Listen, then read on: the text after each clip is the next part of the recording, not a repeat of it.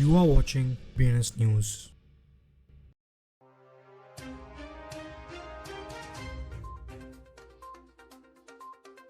आज की headlines. Chinese police ने $140 मिलियन के क्रिप्टो मनी लॉन्ड्रिंग रिंग को पकड़ा। ब्लॉकचेन सिक्योरिटी फर्म ने बताया कैसे बनाए सेफडिफाई।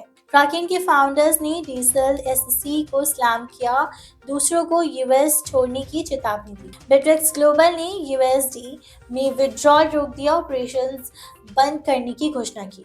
एक और overseas crypto exchange south Korean market में प्रवेश करना चाहता है। एप्पल पर P2P पेमेंट्स के लिए क्रिप्टो टेक ब्लॉक करने का मुकदमा। एसटीपी ने एनएफटी ओन्ड वॉलेट के साथ AWS Web3 identity solutions launch किया। सोलाना इन्वेस्टमेंट प्रोडक्ट्स ने प्राइस सर्च के बीच इन्वेस्टर्स से $135 मिलियन अट्रैक्ट किए। ब्लॉकचेन एसोसिएशंस ने टोर्नाडो कैश सैंक्शंस हटाने के लिए लाइव सूट में सपोर्ट फाइल किया। कंबोडियंस डिजिटल करेंसी बेकोंग ने अलीपे एग्रीमेंट के साथ यूज केस बढ़ाया। क्रिप्टो एक्सचेंजेस जैसे OKX, Bybits and Bitstamp Russia arbitrators के साथ बैंकरप्सी केसेस पर काम कर रहे।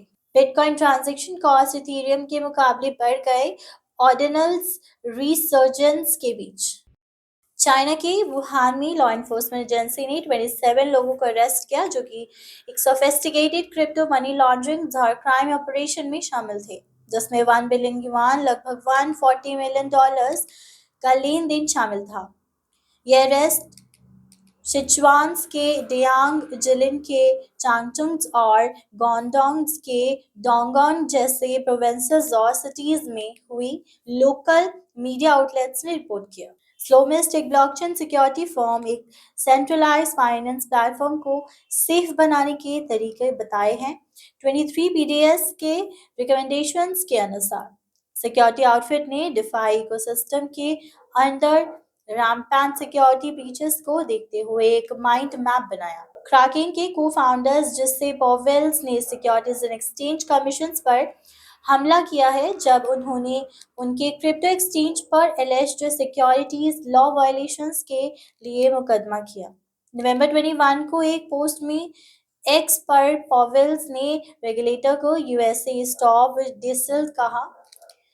टेक सर्कल्स में किसी को प्रोग्रेस स्लो करने वाले के लिए इस्तेमाल होने वाला शब्द और दावा किया कि एसएससी क्रैकेन से फरवरी में लिए गए $30 मिलियन के सेटलमेंट से संतुष्ट नहीं है।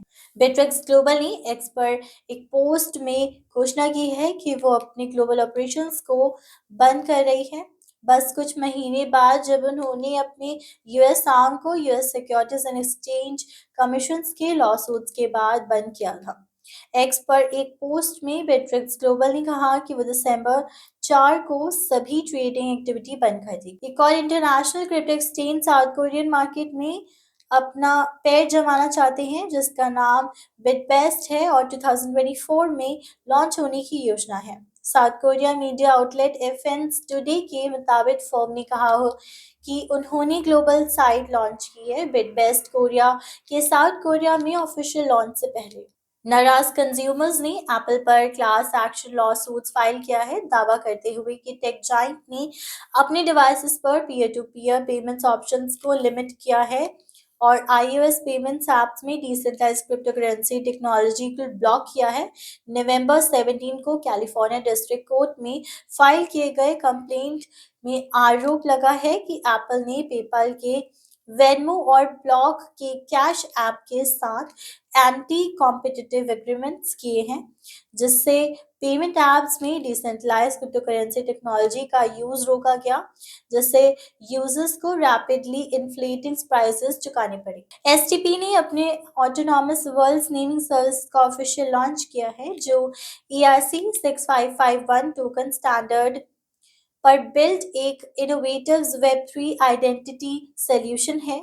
AWS के वेटलिस्ट पीरियड के दौरान पहले ही 20 पार्टनर्स को ऑनबोर्ड किया गया, जिसमें गेमिंग स्टूडियोज जैसे एडवेंचर्स गोल्ड और इंफ्रास्ट्रक्चर प्रोवाइडर्स जैसे बिकनॉमी शामिल हैं। कॉइनशेयर्स के latest digital assets fund flows report के मुताबिक पिछले हफ्ते क्रिप्टोकरेंसी इन्वेस्टमेंट्स प्रोडक्ट्स ने टोटल $176 मिलियन के इनफ्लोज देखे हैं, जो अब 8th वीक में इनफ्लो रन का कंटिन्यूएशंस है, जहां बिटकॉइंस इन्वेस्टमेंट प्रोडक्ट्स ने फंड्स के लायंस शेयर लिया, जिसमें $154.7 मिलियन इन्वेस्ट किया गया, वहां सोलाना ऑल कॉइन्स में खड़ा हुआ।